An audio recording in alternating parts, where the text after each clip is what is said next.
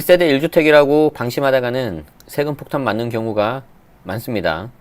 특히 여러분들 중에 나는 1주택이니까 괜찮아. 나는 무조건 비과세야. 라고 생각하시는 분들 계실 텐데 정말 조심하셔야 됩니다. 그리고 여러분들이 알고 계시는 1주택 비과세, 1세대 1주택 비과세, 그리고 이제 조금 더 가면은 주택수가 2개인 상태에서 비과세 받는 1시적 1주택 비과세 있죠. 그 중에서도 여러분들이 이 1주택 비과세를 굉장히 쉽게 생각하시고 이 정도야, 이 정도쯤이야 라고 생각하시는데 이게 정말 어려워졌습니다. 그래서 오늘 아주 좋은 사례들이 많이 있는 이 기사 소개해 드릴 거고요. 사실 이것만 아시면 안 되고 여기에다가 2021년도부터 바뀐 최종 1주택 개념까지 여러분들이 아셔야 되는데 그 두 개를 결합하면 시간이 훌쩍 1시간이 넘어갈 것 같아서 오늘은 이거 먼저 하고요. 나중에 이제 최종 1주택에 대해서도 설명드리도록 하겠습니다. 자, 오늘 기사 출처 밝히고 보겠습니다. 고양신문, 이제 지방 언론사죠. 쓰신 이 좋은 글을 쓰신 분이 2021년 7월 4일자에 올라왔는데 이봉구 세무법인 석성 경기 북부지사 대표님이세요. 이봉구 세무사님이십니다. 이봉구 세무사의 세무 칼럼인데 제가 개인적으로 한번 뵙고 싶어요. 아니, 너무 내용도 좋고 도움이 많이 되는 내용이어가지고 여러분들 혹시 이제 참고해 주시면 좋을 것 같고요. 제 지인 그 후배 변호사한테도 같은 고양시에 있어서 혹시 이분 아니?라고 이제 물어봤는데 아무튼 이게 뭐 이렇게 이 자리를 비록 온라인이지만 좋은 글을 써주셔서 감사드립니다. 혹시 그쪽에 계시면은 여기 뭐 세무법인 석성이라고 있으니까 경기 북부지사라고 하니까 이런 데 한번 가셔서 상담 받으셔도 저는 좋을 것 같아요.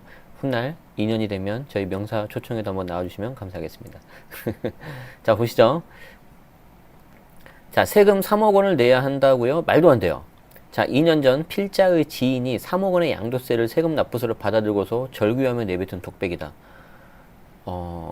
이게 우리 입장에서는 그냥 글로 보니까 이러는데 생각을 해보세요, 여러분들. 내가 세금을 거의 안 내거나 조금만, 이 사례에서는 1,000만 원이었어요.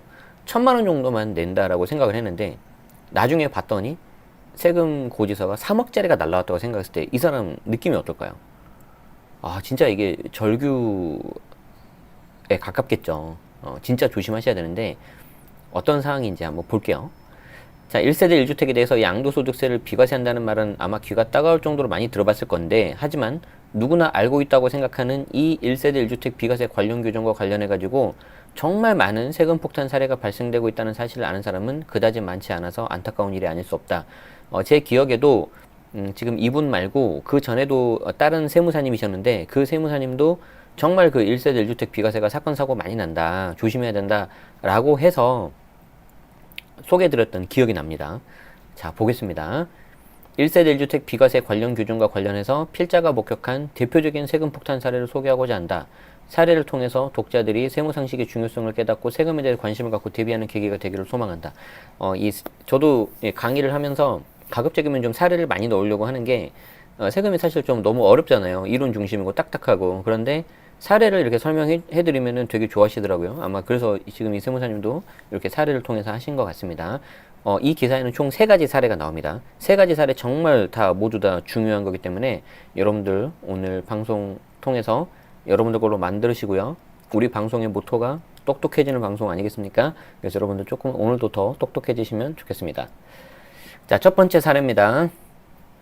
개인 병원을 운영하는 김 원장은 성남에 겸용주택 건물을 소유하고 있었는데 일산으로 이사를 오면서 해당 겸용주택을 매각했고 필자에게 양도세를 계산해서 신고해줄 거를 의뢰했다. 이제 신고 대행을 맡기신 거죠. 잘하신 거예요. 이게 단순히 상담해서 끝나지 말고 아예 전문가한테 맡기시면은 훨씬 더 리스크가 줄어듭니다. 자, 필자가 해당 겸용주택의 양도세를 검토해보니까 주택 면적이 상가 면적보다 큰 경우에 해당이 되고 김 원장이 다른 주택을 소유하고 있지 않아서 1세대 1주택에 해당이 됐다. 양도가가 17억 원으로 9억 원을 초과하는 고가주택이었지만 80%의 장특공을 받아서 1,000만 원의 양도세를 신고 납부하는 것으로 세금 문제를 마무리했고 김 원장은 1,000만 원의 양도세를 납부하게 된 걸 대단히 만족스러워했다. 자, 일단 이거부터 어떤 건지 한번 간단히 제가 설명드리도록 하죠. 자, 사례 1번인데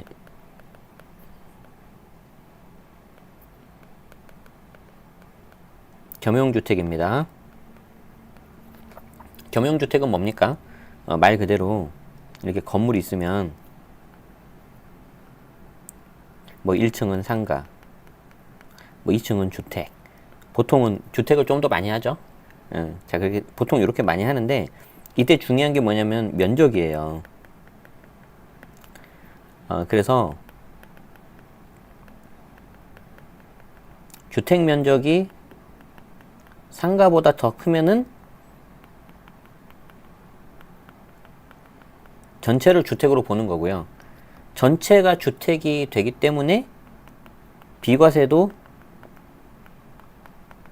가능하다는 거죠. 물론 무조건 되는 게 아니라 비과세 요건을 갖춰야 되겠죠. 그런데 만약에 주택 면적이 상가 면적보다 작거나 같다. 그러면은 주택은 주택, 상가는 상가, 각각 따로따로 합니다. 각각 따로따로 하기 때문에 여기 주택에 대해서만 비과세가 가능한 것이고, 이거 상가는 비과세라는 개념 자체가 없죠. 상가는. 그렇기 때문에 얘는 그냥 과세가 되겠죠. 다만 상가에 대해서는 또 양도세 중과가 없어요. 그렇기 때문에 또 비과세는 없지만 양도세 중과는 없습니다. 그러니까 일장일단이 있을 수 있어요. 그런데 조심해야 되는 게 뭡니까? 2020년도부터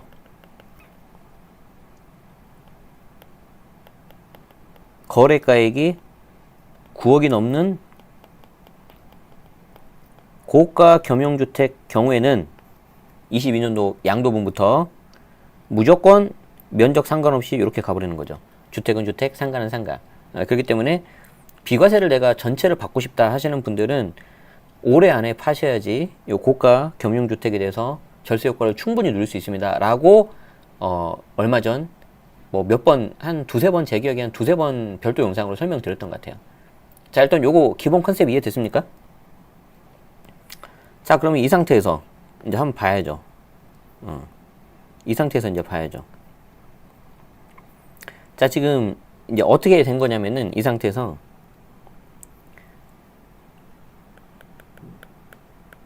성남에 있는 겸용주택을 매각을 하는데 이게 지금 얼마짜리라고 그랬죠? 17억이죠. 17억. 양도가가 17억.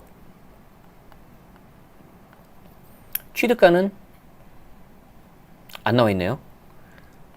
그런데 주택보다 상가가 컸고 여기에 22년 전에 매각한 거기 때문에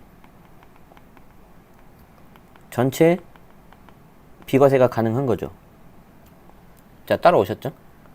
자, 그러면은 양도가가 17억이지만 취득가가 얼마 있겠죠?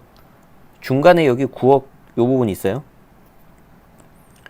요 부분이 이제 양도 차익인데 여기는 전부 다 이제 비과세죠. 9억 초과분은 과세죠. 그런데 여기에 뭐가 들어갑니까? 전체를 주택으로 보기 때문에 장특공 80%가 가능하다는 거죠.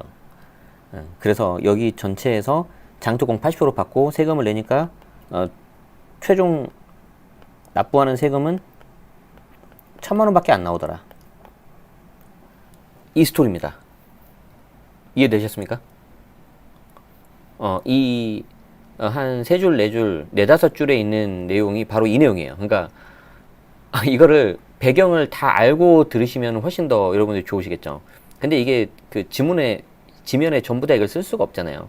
그래서 똑똑해지는 방송 채널 제네시스 박에 들어오시면 알림 설정을 하시면 이 내용을 다 보실 수가 있는 거죠. 나름 고퀄리티를 지향합니다. 자, 어쨌든 여기까지 이해되셨죠? 어렵지 않죠? 그런데 여기서 이제 문제가 생기는 거죠. 그런데 1세대 1주택으로 양도세 신고를 한 지 3개월이 지난 어느 날 김 원장에게 관할 세무서에서 한 통의 납세 고지서가 날아들었다. 보아하니 3억 원의 양도세를 추가로 납부하라는 거죠. 3억 원을 추가로 납부하다니 도대체 무슨 일이냐. 뒤에 설명드리겠지만 그래도 다행이에요. 3개월 지나서 왔으니까. 이게 만약에 3년 지나서 왔으면은 세금 어마어마하게 나왔습니다. 자, 어떤 내용인지 볼게요. 자, 김 원장은 해당 겸용주택을 양도하면서 받은 중도금으로 이제 성남에서 일산으로 넘어오신다 그랬잖아요. 그 중도금으로 일산에 본인 명의와 배우자 명의로 각각 아파트 한 채씩을 취득을 했다. 금액이 크니까. 그런데 그 아파트 취득과 겸용주택에 대한 양도세가 무슨 상관이냐? 새로운 아파트 취득과 관련된 등기를 하면서 커다란 문제가 발생한 건데, 성남 겸용주택에 대해서 소유권 이전 등기가 완료되기도 전에 일산 아파트 취득 등기가 일주일 정도 먼저 이루어져 버린 거죠. 그러면 주택의 취득일은 언제입니까? 계약일입니까? 중도금일입니까? 잔금일입니까? 잔금일이죠. 잔금일이 불분명하면은 등기 접수한 날. 그래서 보통 잔금일 또는 등기 접수일 중 빠른 날로 여러분들이 알고 계시잖아요. 근데 성남 겸용주택 매각도 마찬가지예요. 이전 등기가 완료되고 이때 잔금을 받아야 되는데 그 전에 일산 아파트가 등기가 일주일 정도 먼저 들어가 버린 거예요. 그러면은 최종 겸용주택을 팔기 전에 일산 아파트가 생겨버린 거죠. 그러면 그게 주택수, 양도세 주택수에 들어가겠어요? 안 들어가겠어요? 들어가겠죠. 그래서 1세대 3주택이 된 거고, 1세대 3주택이 되니까 당연히 주택수가 하나가 아니라 세 채가 되니까 비과세가 안 되는 것이고, 성남 같은 경우에 조정 대상 지역이니까 양도세 중과가 들어가 버린 거죠. 3억밖에 더 안 냈다고? 더 내셔야 될 것 같은데, 원래 보면은. 그렇게 될 수도 있어요. 진짜 조심하셔야 돼요. 그래서 1세대 3주택이 돼서 비과세는커녕 다주택자 중과에 해당돼서 엄청난 세금 폭탄을 맞았다. 정말 안타까운 사례입니다. 조금 더 그림으로 보여드릴까요? 자, 성남 겸용주택을 사가지고 내가 이때 매각을 하려고 했는데, 매각은 아까도 말씀드린 것처럼 잔금일 또는 등기 접수일 중 빠른 날입니다. 그런데 여기보다 딱 일주일 앞에 너무 안타깝다. 일주일을 앞두고 일산 아파트가 들어와 버린 거죠. 너무 급하게 사셨어요.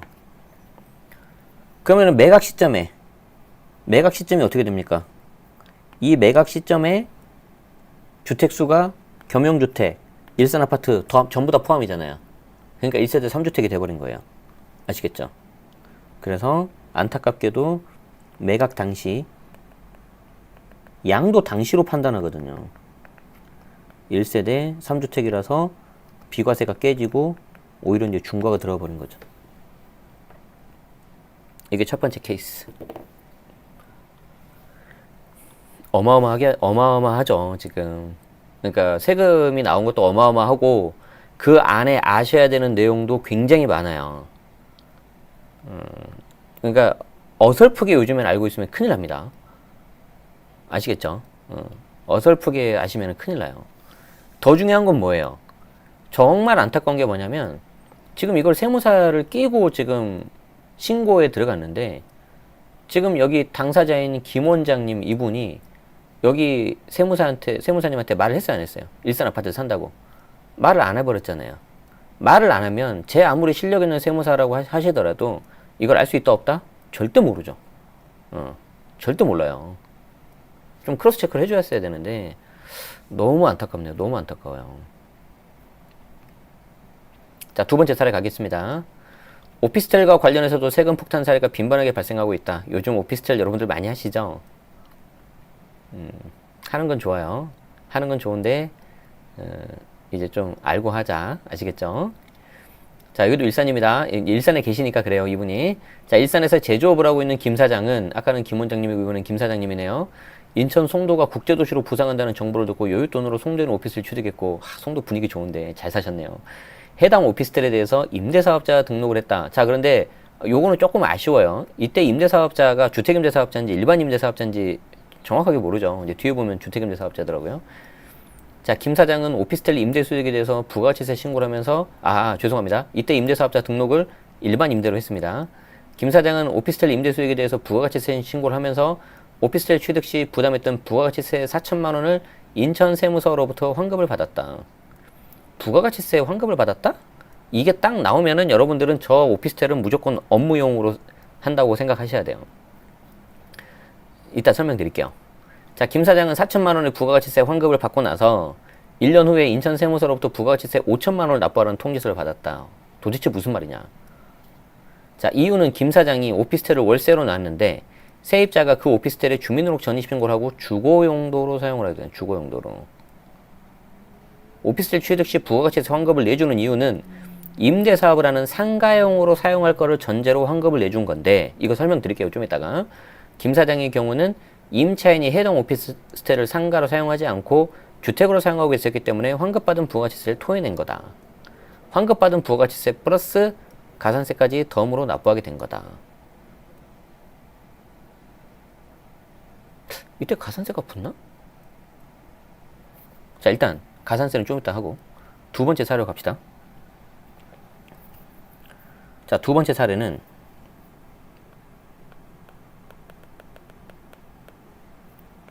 자, 오피스텔인데요.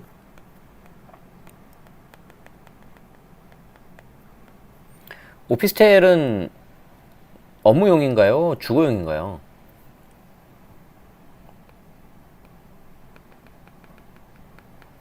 오피스텔은 업무용이에요? 주거용이에요?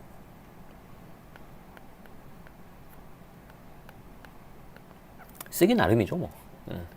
업무용으로 쓰면 업무용이고 주거용으로 쓰면 주거용인데, 만약에 특별한 사정이 없다. 특별한 사정이 없다면 기본적으로 업무용입니다, 얘는. 기본적으로. 그래서 기본은 업무용이다. 자, 그렇기 때문에 내가 오피스텔을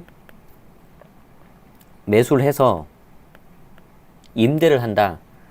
그러면 이때는 일반 임대 사업자를 내셔야 되고요.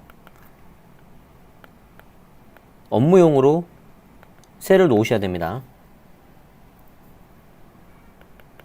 우린 지금 임대만 볼 거예요. 자, 오피스텔을 내가 주거용으로 샀다. 임대를 놨다. 그러면 이때는 일반 임대가 아니고 주택 임대예요. 이 둘은 달라요. 달라.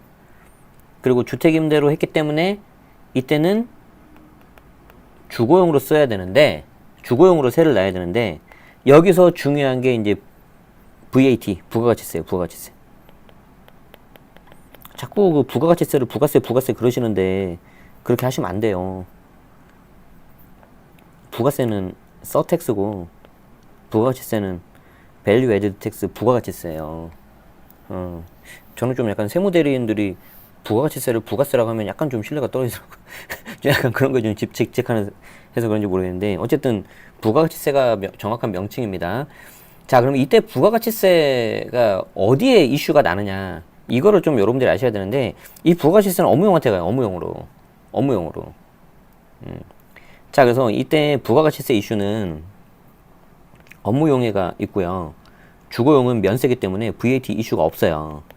아주 예외적으로 매매사업자, 막 물건을 막 계속 사고 팔고 하는 사람 중에서 전용 85제곱미터가 초과되면은 생기긴 하는데 아주 예외적이기 때문에 이거는 뭐 가능성이 좀 이렇게 낮죠. 그래서 주거용으로 쓰면은 내가 부가가치세 이슈가 없는 거예요.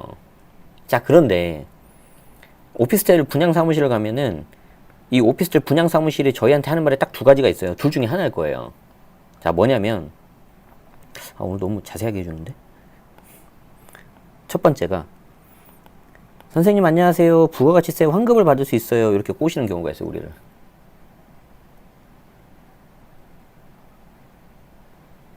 이건 무슨 말이에요? 당신 이거 사가지고 부가가치세 환급 받으세요. 지금 요거예요, 지금. 그게 아니고요. 선생님 이거 이거 오피스텔 사시면요, 취득세 감면되는 경우가 있습니다. 이렇게 나오는 경우가 있어요. 얘는 뭐예요? 얘는 요거예요. 주거용. 취득세 감면. 신규 오피스텔일 때. 두 개가 완전 달라요. 그래서 내가 환급을 받겠다? 업무용으로 간다는 거예요.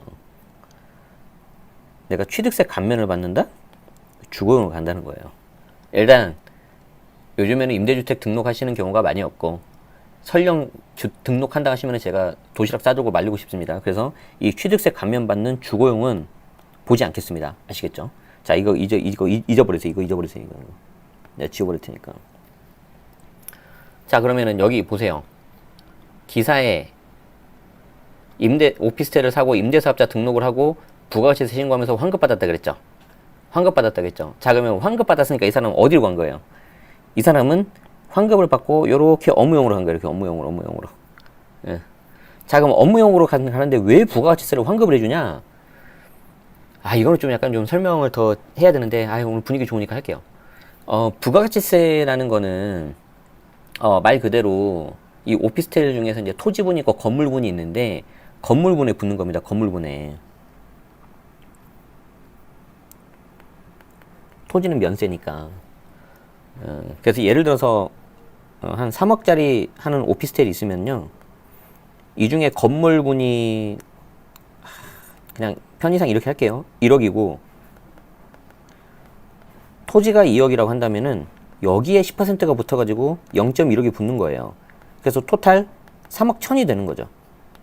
그러면 내가 이거 이렇게 업무용으로 신고를 하고 일반 임대사업자 등록을 하면은 요 1,000만 원 얘를 돌려주는 거예요. 자, 그러면 왜 그러면은 여기 사업자한테는 1,000만 원 돌려줍니까? 돌려주는 이유는 뭐냐면 나중에 임대할 때 너 VAT 받을 거 아니니? 월세가 50만 원이다. 그러면은 5만 원 붙여서 55만 원 받을 거 아닙니까? 그래서 이 5만 원에 대해서 네가 성실하게 신고할 거를 기대하고 내가 1,000만 원 빼주는 거예요. 이뻐서 그런 게 아니고. 자, 그러면 왜 정부는 그런 걸 하는 거냐? 요 VAT를 붙임으로 인해서 네가 오피스텔을 어떻게 잘 샀고 누구한테 세를 놓는지 다 파악하기 위해서 하는 거예요. 거듭 말씀드리지만 여러분이 예뻐서 그런 게 아니고 절세시켜주고 그런 게 아니라. 그래서 부가가치세가 정말 뭐 이런 표현은 좀 그렇긴 한데 여러분들이 예를 들어서 무슨 나쁜 마음을 먹잖아요. 나쁜 마음을 먹었을 때 가장 빠져나가기 쉬운 것 중에 하나가 소득세예요. 양도세나 이런 거. 안 걸리는 경우가 가끔 있어요. 근데 부가가치세는 얄짤없습니다. 부가가치세는 진짜 없어요. 그래서 그리고 부가가치세는 걸리면은 되게 그 타격이 커요. 그래서 조심하셔야 돼요. 자, 그래서 나는 나중에 임대할 때 내가 VAT를 잘 걷어서 신고 납부하고 나중에 팔 때도 VAT 낼 걸 생각하니까 이런 거 VAT를 환급을 해준 건데 지금 이 사람이 어떻게 해버린 거예요? 잘 하다가 이 업무용을 하다가 주거용으로 가버린 거죠. 그럼 정부 입장에서 뭐예요? 야, 너 일반 임대로 하는 줄 알고 내가 해줬더니 너 주거용으로 갔더라? 야, 그러면 너 VAT 너 환급받은 거 1,000만 원 다시 돌려내 이거예요 지금. 그렇기 때문에 받았던 4천만 원에 대해서 토해낸다. 근데 토해냈을 때 가산세가 붙는다고? 뭐 맞겠죠? 근데 요거 좀 약간 제가 알기로는 가산세는 없는 걸로 알고 있는데 어쨌든 용도에 맞게 하셔야 된다 이겁니다. 아시겠죠? 그리고 이제 사실 여기에는 지금 이 부가치세 두 번째 케이스는 안 나왔는데 이런 거 있어요. 뭐가 있냐면은 이거는 이제 최종 1주택하고 관련된 건데 실제 케이스 있어요. 지금 제 정규 수강생 중에 내가 고가주택이 한 채가 있어요. 이거는 다 그림으로 설명드릴게요. 이건 너무 안타까워가지고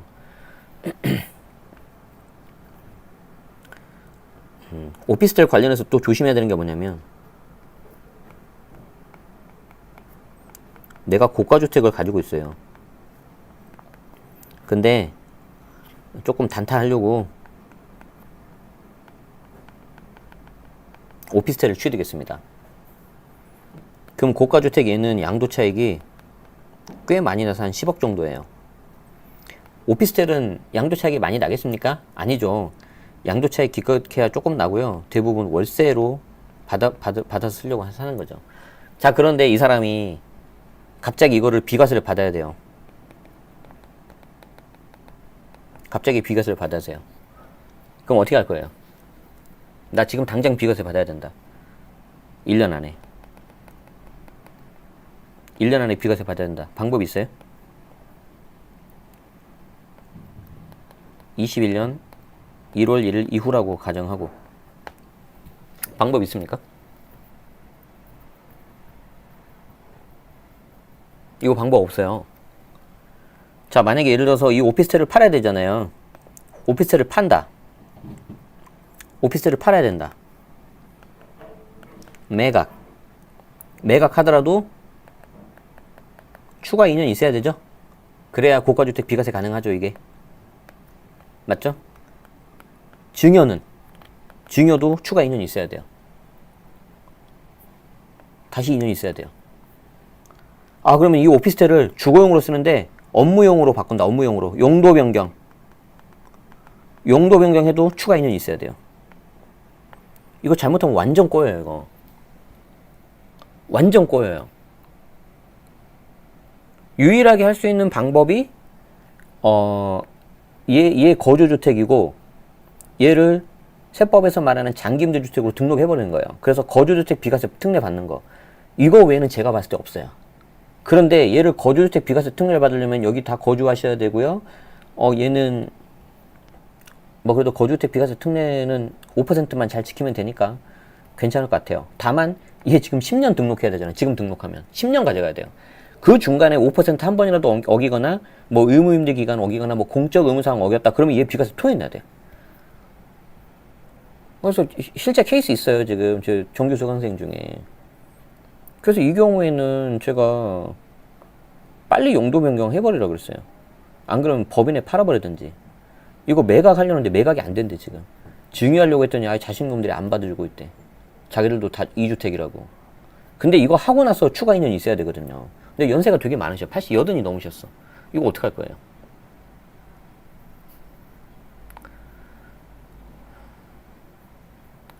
그 3주택으로 가서 하나 팔고 비과세 받는 것도 있는데 제가 그거는 일부러 방송에서 말 안 해요. 안 하는 이유는 그런 거는 저는 개인적으로 너무 이렇게 퍼뜨리면 안 된다고 생각하는 사람이에요.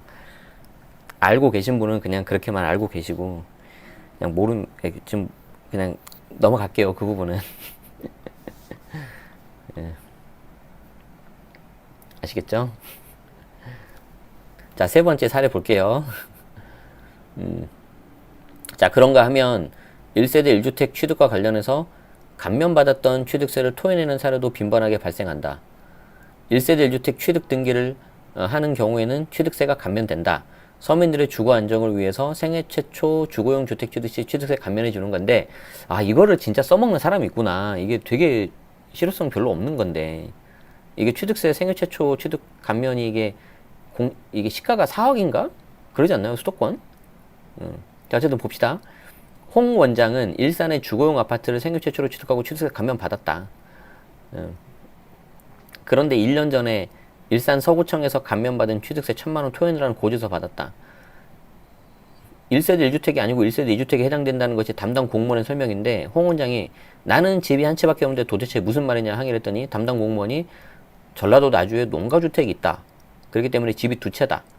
홍 원장이 기억을 더듬어 보니 공시지가로 50만 원밖에 되지 않은 땅을 4인 형제가 공동 소유하고 있었는데 그 땅에 농가주택이 있다. 그 잡종지 위에 사람에 살지 않고 폐가에 불과한 농가주택을 주택으로 간주해 취득세 토해내라는 건데 국세심판원에 침판 청구해봤지만 결과는 기각되고 말았다. 지방세법상 어쩔 수 없다는 논리였다. 자, 중요한 거 이겁니다. 지방세법상 어쩔 수 없다는 논리. 지금 이분은 케이스가 취득세잖아요. 취득세는 소득세 이런 국세가 아니라 지방세법을 따르는데 이 지방세법 논리가 가끔 이 소득세 어떤 국세하고 좀 다른 경우가 좀 있습니다. 특히 취득세 같은 경우에는 그냥 등기상 가 있으면 그냥 끝납니다. 홍 원장은 너무 억울해 소송을 하려고 했지만 소송 비용 문제와 소송 과정에서 발생할 스트레스를 감당할 엄두가 나지 않아서 결국 감면받은 취득세 납부하고 말았다. 1,000만 원. 이게 이제 금액이 더 크면은 해보실 수도 있을 텐데 이게 지방세법은 또 그런 부분에서 좀 어렵고 좀 다르더라고요. 저도 이쪽은 잘 많이 몰라요. 어쨌든 여러분들이 아셔야 되는 거는 뭐냐면 양도세하고 좀 다른 게 있다. 조심해야 된다. 그거를 좀 아셔야 될 것 같습니다. 1세대 1주택과 관련해서 세법의 무지와 무관심으로 억울하게 세금을 부담하며 눈물지었던 이런 사례 외에도 세법에 대한 기초지식의 부족과 오해로 인해 세금 폭탄을 맞는 사례는 부지기수다. 부동산에 관한 등기를 할 때는 법무사 사무소에 등기 의뢰하기 전에 반드시 세무 전문가의 세금 검토를 받아라. 저는 정말 이 말을 공감하고 있고 특히